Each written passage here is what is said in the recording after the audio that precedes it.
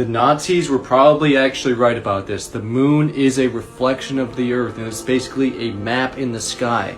That's why in World War II they were so obsessed with Antarctica and they wanted to go over there, because they wanted to see what other secret lands were passed over there. And I showed this video of the map about a year ago, the moon map reflection, German map, but all those other sections over there on the left, that's all ice. This is where we are on the right, that's Earth, and those are all of our continents. But if you go anywhere outside of that, it's all ice, because the sun has a like 26,000 cycle where here, this is the path of the sun over our continents. It's only in that quarter of the moon, and like in 2,000 years it'll be over on the left side, and then those continents will all thaw out, but right now they're all ice. So here's a more detailed picture of that map. Over on the right, those are our continents, and everywhere outside of it, that is all ice, because the sun is not traveling in those regions. It's only in our section. But every 2,000 years or so, it slowly drifts into the next quarter of the moon reflection map. It's just a new land of continents, but they're all covered by ice because there's no actual sun over there to melt the ice that's on top of there. And that's why we hear about global warming happening and that the sea levels are going to rise, but that's only because the sun is actually changing position. It's not getting hotter, and it's going to be melting the ice over on the side continents. So the sea levels are going to rise. That's why we also hear about how half of Antarctica is freezing and half is warming up. That's because it's actually a giant ice ring. It's a circle. So one side of it has more sun and one side has less sun. So that's why it doesn't really make too much sense when they say one half is warming up and one half is freezing, but it's just because of the position of the sun. So it turns out that the Nazis got this right again. They knew what Hyperborea and Agartha actually was, and that's why they were so interested in building these flying saucers that could go and fly up north and make it past the atmospheric barrier that kept all these other regular wooden ships out of the floating city of in the sky, also called New Jerusalem and the land of Jesus. And this is why we see on the German flat earth map from World War II, their version of all the continents of Earth is a little bit different than what we see on the United Nations approved map of the Earth that we use. It shows other lands up north, like Hyperborea, with the land with 4 rivers in between it and divided into the 4 corners of the Earth. But we also see other lands in like the Pacific and Atlantic Ocean, like Atlantis and Lemuria, that no one even knows about because they're hidden from our maps. But this German map is actually a reflection of the moon, which I know we've already talked about before, but they believe that the moon acted as a reflection in the sky that showed all of the lands on Earth in a X-ray vision imprint on top of the moon. So it turns out that the Nazis were probably actually right about this, and I have more proof than I did before that the moon is a reflection of the Earth, and it shows all of our continents up there and acts as a sort of map in the sky. And this is why the Germans in World War II were so interested in going to Antarctica, because they want to see what continents were past there. Because they heard Admiral Byrd say that when he flew over Antarctica, he saw a landmass as the size of America.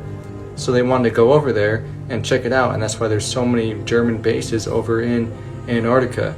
And this whole movement about this map has gone on for so long, and people have been researching it for so long, and they discovered that the sun takes a cycle of about 25,000 years.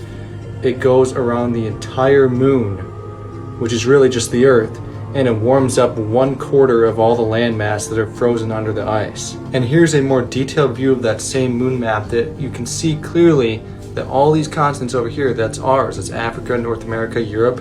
They're all the same shape. And the reason why this region is all warm is because this is where the sun is. It's in this quarter of the moon map. But once you reach these other areas, it's all frozen because the sun doesn't even go over there. But if it did, all these places would be warmed up. And they were warmed up 25,000 years ago. And it's possible that's when the Lord of the Rings times were as well. And here's my extra proof compared to the last video I made.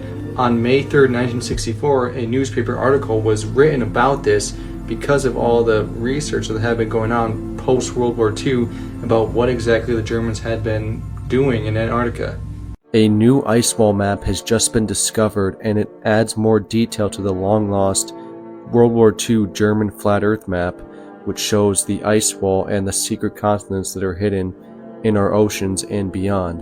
And if you look over here, the region where it's all white, this is where the sun does not reach and everything is frozen over here, so you really cannot travel over here unless there's some type of technology that I don't know about and people are going over there.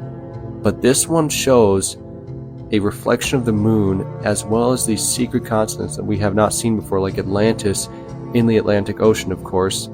And whoever mapped this out must have had some kind of knowledge on what's actually on these continents, because they drew in great detail a bunch of stuff that was on them. And then there's this place way on the edge. It looks partially warm next to the barren, cold wasteland. So that's the very border of the ice wall. So that's another place that we've never been before. And there's Lemuria here in the Pacific Ocean. I've always wondered why the Pacific Ocean, which is a big sea of water, like there's nothing there at all. Perhaps this continent is just sunken, or maybe there's actually something there that's being hidden from us, and all we gotta do is sail not as far as we thought we would have to go to find a new secret continent. Maybe it actually turns out we don't have to go past the ice wall, we just gotta go in our own oceans and find these places. So there's Madagascar, it's right on the edge. Then there's this continent down here, right past the ice wall, which, if you remember on the German map, they actually mapped out these whole regions and they gave names to it. And here we see a dragon, which must have been over there like thousands and thousands of years ago, which is when all this land was dry because the sun was actually over there. But yeah, the Germans, they had this map, and for some reason they had outposts way out in the ocean, the snowy regions out there. I can't believe the Nazis got this right. And the last time I talked about this, I just found this out, but this video got 12.6 million views. And that's why people know that this is the truth. This is why this idea gravitates towards them so much. Now let me explain it. The moon is a reflection of the earth. It shows like a map in the sky and shows all of our continents. And it shows how they're shown in an infrared vision, in an infrared ray. So that's why the continents look a little bit off. I'll show you a different map later, but let me get back on this because I think I'm confusing you.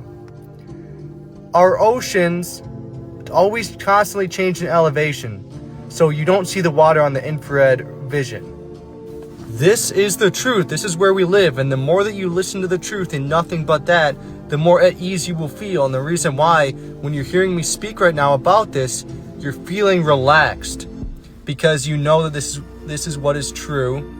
And you finally have come to it. You know, you're starting to remember why you came to Earth in the first place. So let me explain this a bit. This Earth, over on the right, this is all the frozen side. Every 26,000 years about, the sun makes a counterclockwise motion around everything. And the sun only exists on this right side of the map. Here's a sunken continent, that says Atlantis, which we all know exists a long time ago. It's just sunken. But you see Africa, United States, Asia, Europe, they're all over here. And this is the moon reflection map. The sun, every 26,000 years, moves around in about a quarter to a new section. Then it thaws out all the ice there. But since the sun only has so much of a reach where the warmth gets, it can only melt part of all the land that exists in this universe. So we only have these continents, and I told you before, the sea level is constantly changing, so that's why this map is a little bit different than the ones we're used to, and why there's more continents on this one, because some of them have been sunken and we're not able to go to them anymore. That's why we have these ancient legends from thousands of years ago about like Lemuria and Mu and Atlantis. It's because those existed a long time ago, and we don't even have any books or anything that survived like 26,000 years that tell us the true history of everything. We probably do have them, but they're in the Vatican archive and no one can get in there. So basically, it's another thing the Germans got right about everything. So Camelia and her friend Emily are huge fans of my Beyond the Ice Wall content. So much to the point where on their latest aviation trip, they went up to the captain's deck and asked him what he thinks the shape of the Earth is. Check out what he said. So, we're just here at the cockpit. Hello. Listen to So, what he the says. world is flat. The world is flat, Confirmed. completely flat, completely flat. Yes. And ice wall, what's beyond the ice wall? You get to that, and if you go down, and then gravity works in a different direction. So when it rains, it doesn't fall on the floor. It falls Is there upwards. another world beyond the Yeah. ice wall?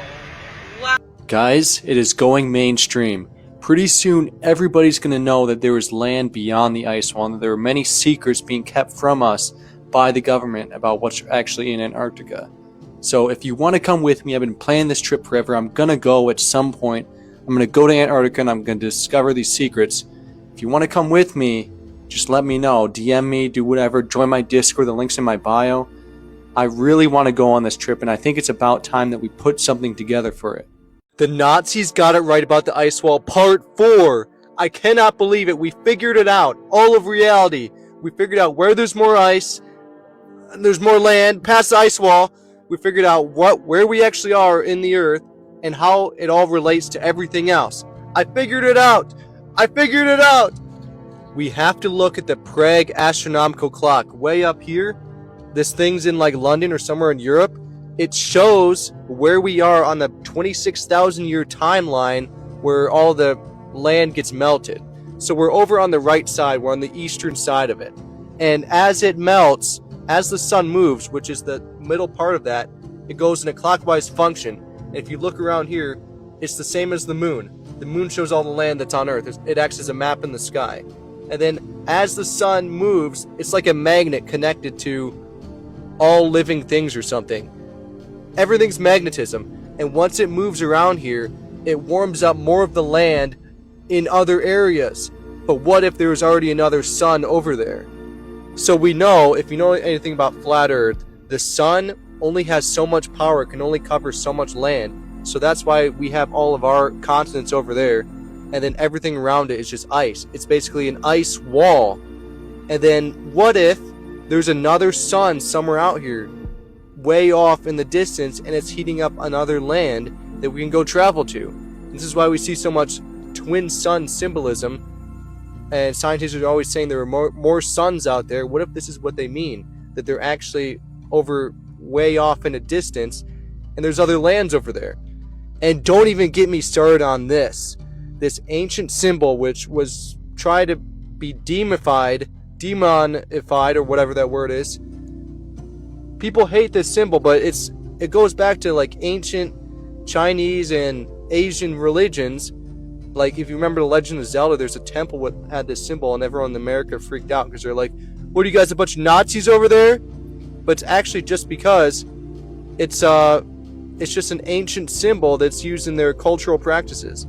It means something. It means something with astronomy, and if you want to learn about astronomy, you'll become a billionaire because you'll know everything in existence and how to hack the game pretty much.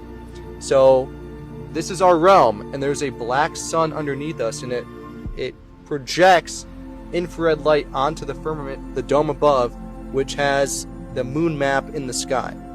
And do I need to show this map again, or do you guys remember? Because these are all of our continents. This is the moon map. It shows all of Africa, Asia, Europe, North America, all on this map and all melted. Anyway, Instagram doesn't allow me to make it over 3 minutes long. If you want to come talk to me and other like-minded individuals, come join my new community. The link is in my bio. I used the N-word and I got banned for talking about this. I had over 300,000 followers and I got banned twice. So what is the N-word, you might be asking? Well, just ask yourself, who were the Germans in the 1940s during World War II? The N-A word. So I was explaining that they actually figured out, they were up to something. They knew something about the world. And they figured this out, that the moon is a reflection of the earth. It's basically a map in the sky. And there's a infrared ray that goes down on everything, on all the land, so we can see all the land that is on earth. If you look at the map, those are our continents over there. It shows everything that's even under the sea, so that's why it doesn't look exactly like our continents, but it's very similar. And this is why they wanted to go to Hyperborea. It's very possible that they were contacted. If you don't know what this is, it's basically the center of the world.